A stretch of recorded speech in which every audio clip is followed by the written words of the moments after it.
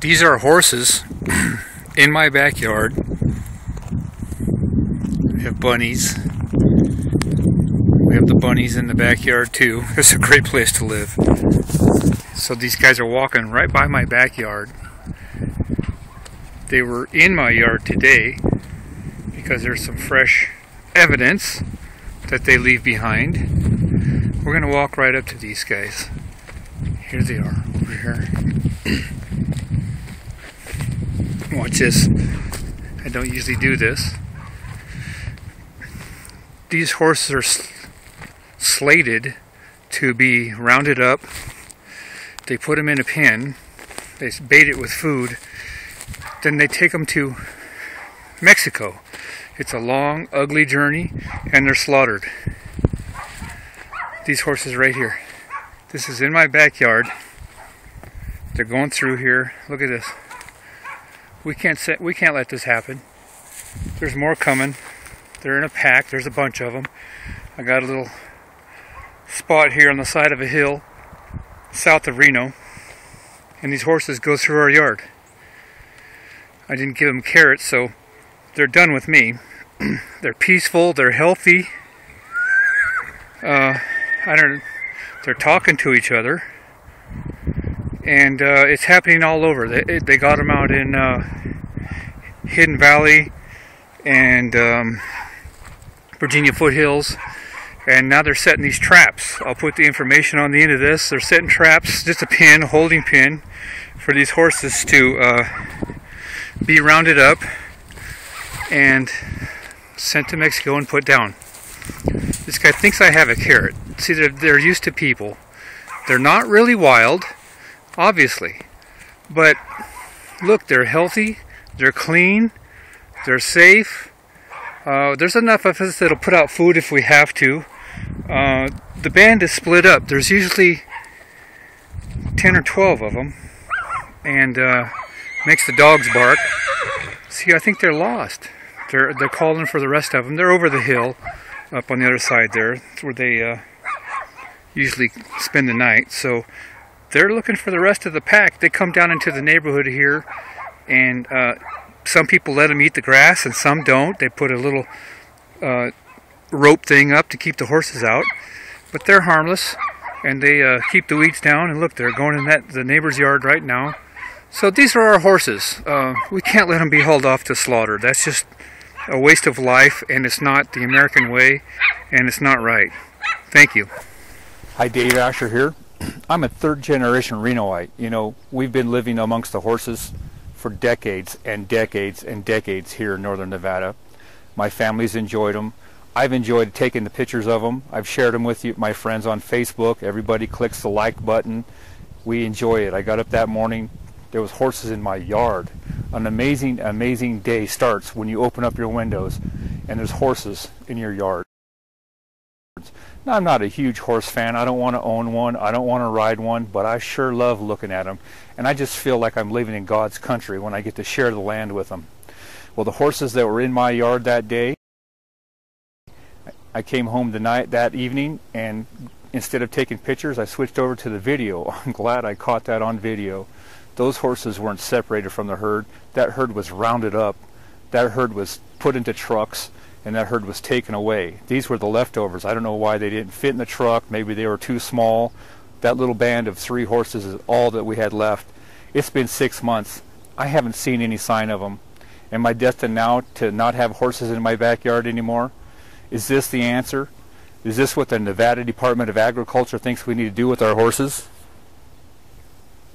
This is not right. I'm a Nevadan. That's not the Nevada way to manage a herd.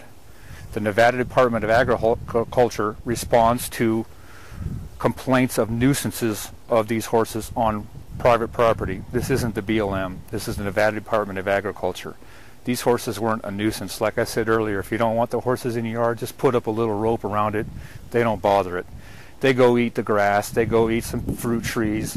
And you can either let them do it or protect your property easily. And if you don't like living with the horses, move back to California. This is Nevada. We've had horses in our makeup, in our history, since the beginning. We wouldn't be here without those horses helping build this state. They enjoy the land like I do. I love living here. I love my little spot on the side of the hill out here south of town. I still have the hawks and all the quail and the bunnies. But am I destined to not have any horses in my yard? Am I destined to never look up and see horses on the side of the hill? Is this what the Nevada Department of Agriculture thinks should happen? You know, those horses get rounded up, they're processed, they take them out to Fallon, to a little auction yard out there. Well, guess who's buying horses these days? Especially wild Mustangs. Only the people that eat them. They were taken to Mexico by way of being crammed into a truck, and it's a long, hot, torturous journey just to end up slaughtered. The horses in this picture that were in my yard, they've been slaughtered. The horses in this picture I've taken in the neighborhood, they're dead. The horses in this picture, they're dead. The horses in this picture that I shared on Facebook, and many of you liked them, they're dead. Somebody in Europe thinks that this is a great thing to eat a horse, have a horse burger, have a horse steak. I don't know what they do with them. But this isn't what Nevadans would do to protect the herds. This isn't the way Nevada would manage the herds. I can't believe that this comes from the Nevada Department of Agriculture. This is their way of managing the herds. These horses aren't a nuisance. I want them in my backyard. And if you don't like it, then move back to California. This is the Wild West. We still live in the country here. We want this heritage protected. I'm going to find out what we can do to help and report back. Am I doomed to never have wild horses in my backyard again? Then this is just recent. So I shot this back in October. I haven't seen any horses in my yard for 6 months. Wow. So now I did a follow-up video yesterday, and I read the RGJ just came out. This is what they're doing. They get first chance to buy these horses before the horse meat buyers get them at the auction. Right. So the bad news is and why I wanted to come and talk to you, because I know you're an expert on this, between you and Lacey J. I want to know, am I never going to have horses again? Because these horses will be sold and not let out wild again. I will not have horses in my backyard, and I want to know why and who to talk to about that. And so this is the wrap-up of that video of what can we do about this. These horses are gone from my backyard forever, I believe. You know, I've got to give you the bad news. I really believe you're correct, okay? Yeah. Even Lacey J., the last time that she and I had occasion to speak together in front of a advocacy group as to what needs to be done, she said, I'm afraid that the real true days of the quote, Let 'em Run, which is the name of her foundation, right, to protect the Nevada wild Mustangs, okay, she said they're just not going to be able to run free. But if you don't like it, just put the little rope up. That's the nuisance. Or move. Or move. Well, exactly. My next statement was, or move back to California.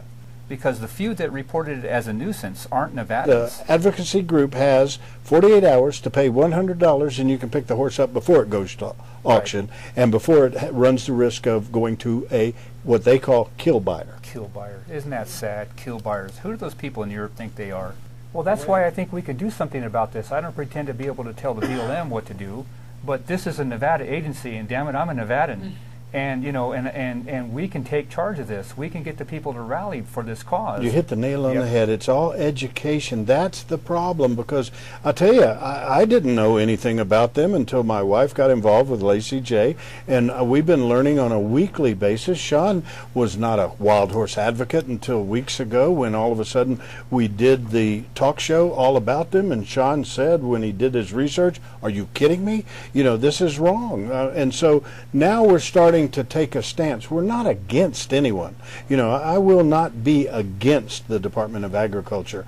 I want to educate the Department of Agriculture and say, hey, look, you can be the good guys in this situation right now. You can be the good guys, and more people in Nevada are going to like you than don't like you if you're willing to listen to the advocacy group. Here with Lacey J. Dalton, the famous country singer, lives in Virginia City, horse advocate to the max. I mean, nobody does a better job than you. As I've shown earlier, I had the horses in my yard, haven't seen them since. What's the truth? Are they gone forever? The truth is, Dave, they probably are gone. Rounded them up, put them in a trailer, then they went to the auction in Fallon after they were processed in Carson. But you have some good news. Some of those have been bought, and you have set aside some land with your programs to maybe save some of these horses. They didn't all end up in Mexico in somebody's hamburger or taco. I have some very good news for you, and it may be that the horses that were taken, it was 6 months ago. Yes, October 2012. Probably those horses are okay, because a group of us, allied horse advocates here in northern Nevada, work together, and we need your help to stop it. Well, thank you for all you do, and thank you for this new program, and thank you for telling us the truth that yeah, it's not like it was, but it's better than it was going. There's hope for Nevada. Please do what you can to help Lacey and her campaign to keep the horses here. Thank you. These horses are gone from my backyard forever, I believe. I've got to give you the bad news. I really believe you're correct.